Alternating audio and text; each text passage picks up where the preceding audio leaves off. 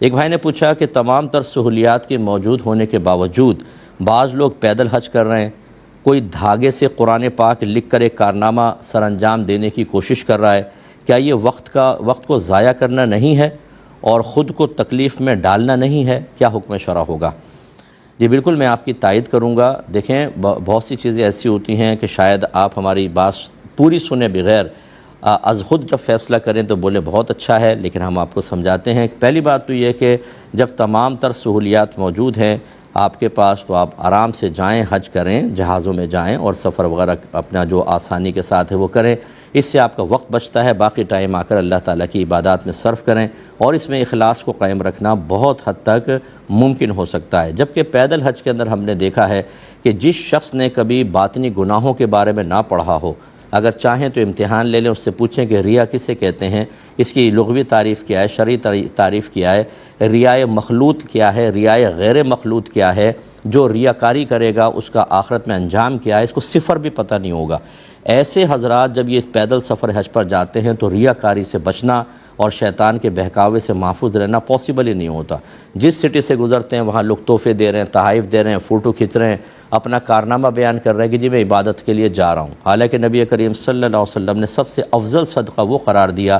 کہ اس طرح چپ چاپ دینا کہ سیدھا ہاتھ دے تو الٹے ہاتھ کو خبر نہ ہو، حتی الامکان اپنی چیز کو، عبادات کو پوشیدہ رکھیں، یہ ڈنکے بجا کر، اور پھر وہ حفظ نفس ہر جگہ استقبال، اور دیگر لوگ بھی پھر یہی اپنی تمنا رکھتے ہیں کہ ہمیں بھی کوئی ایسی عبادت کا موقع مل جائے جس میں ہماری واہ واہ ہو، ہماری فوٹو کھنچ جائے، ہمارے بارے میں ہمارے کارنامے بیان ہوں۔ یہ تو میدان محشر میں پہنچنے دیں، میں کوئی حکم تو نہیں لگاتا کہ اللہ ہی بہتر جانتا ہے کیا ہوگا، لیکن جو ظاہر قرآن ظاہر حدیث کے مطابق ہے، یہ شخص وہاں جا کر ایسے لوگ بہت زیادہ شرمندہ ہوں گے، کیونکہ انہوں نے اپنے حج کو بیچا ہے، انہوں نے ریاکاریاں کی ہیں، اپنے حج کا کرنے سے پہلے اتنا بینیفٹ اور بدلہ لے لیا ہے کہ آخرت میں شاید ان کو کچھ بھی نہ ملے، اس لیے بالکل مناسب نہیں ہے۔ اسی طریقے سے یاد رکھیں کہ قرآن کو مختلف اس طرح طریقے سے لکھنا کہ دیکھنے والے صرف دیکھیں، واہ واہ کریں، انعام دیں، ایوارڈ مل جائیں، تاریخ میں نام آ جائے، اور وہ قرآن پڑھا نہ جائے، یہ سخت مکروہ ہے۔ علماء نے فرمایا اتنا چھوٹا قرآن چھاپنا کہ وہ پڑھائی نہ جائے، یہ سخت مکروہ ہے۔ اسی طریقے سے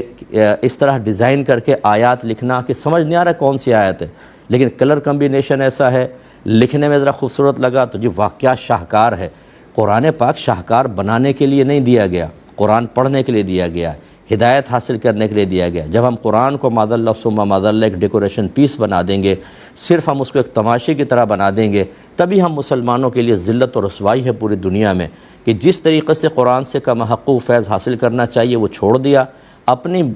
مرضی کی چیزیں ایجاد کر کے اور اس سے دنیاوی بینیفٹس لے کر ہم نے قرآن کی روح کو ختم کر دیا۔ آج ہمارا حشر سامنے ہے، تو یہ دھاگے سے قرآن لکھنا، بہت ہی باریک قرآن لکھنا، بہت ہی بڑا قرآن لکھنا کوئی کمال نہیں ہے۔ اصل یہ ہے کہ اس انداز سے آپ کام کریں کہ لوگ قرآن کے قریب آ کے اس کو پڑھیں،